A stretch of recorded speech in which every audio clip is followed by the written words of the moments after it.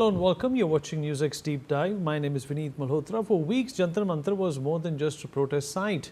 It became the epicenter of one of India's biggest youth-led movements, filled with slogans, speeches, hunger strikes, barricades, police deployment and thousands of students. Today, exactly 24 hours after those protests were called off, the story has changed completely.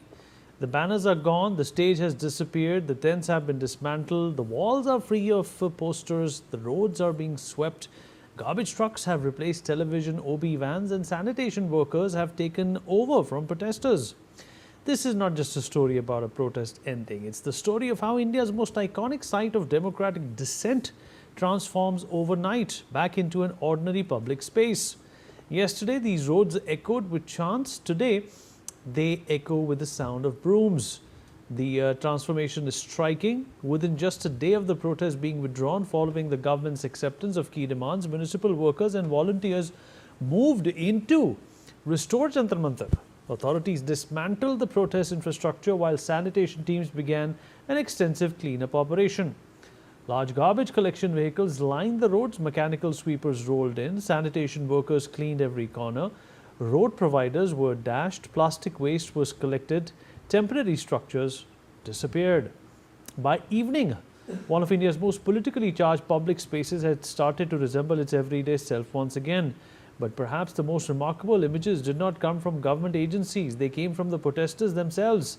Even before municipal teams completed their work, volunteers picked up brooms, collected plastic bottles, packed garbage into large bags and swept the roads around the protest venue. Videos of students cleaning the very place where they had spent days protesting quickly spread across social media. Many users called it an example of responsible citizenship, that the same people who occupied public space also took the responsibility for restoring it before leaving. The cleanup itself was no small operation. The New Delhi Municipal Corporation intensified sanitation efforts around the site, deploying workers across multiple shifts, mechanized equipment and garbage removal vehicles. Officials said that the operation continued around the clock to restore normalcy as quickly as possible. Fogging, disinfectant spraying and continuous waste removal were also carried out to ensure hygiene after days of heavy footfall.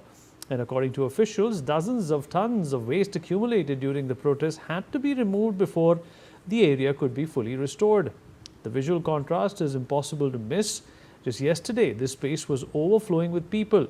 There were speeches from the stage, media crews occupied every available corner, security personnel stood shoulder to shoulder, supporters arrived from across the country. And today, the stage is gone. The loudspeakers are silent, traffic has slowly resumed. Tourists once again walk past the historic observatory. Office goers hurry through the same roads that only hours ago witnessed one of the country's largest demonstrations.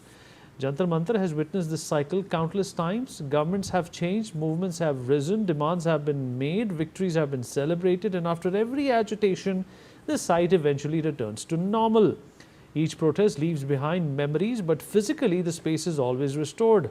24 hours ago, Jantar Mantar symbolized political mobilization. Today, it symbolizes restoration, from slogans to silence, from crowds to cleaners, from confrontation to cleanup as well.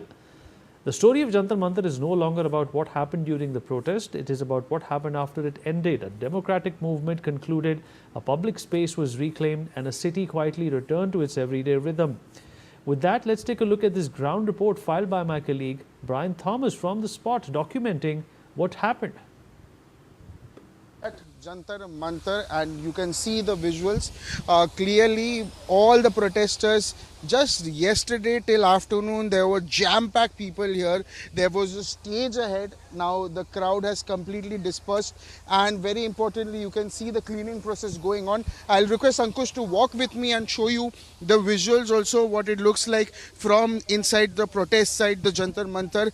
Just one day prior, there were ample number of people, tons of people here, and now everything is vacant. Now there is a cleaning process going on as we are speaking. Apart from that, there was a stage ahead where obviously the Cockroach Janata Party officials used to sit. You talk about Abhijit Dipke, you talk about Ashutosh Ranka, Saurav Das, they used to sit there, and now that stage has also been removed, and you can see the cleaning process is going on. There were many such protesters here. There was several barricading that was done ahead, even though there's barricading that is still in place. But There is obviously not much of any kinds of police security.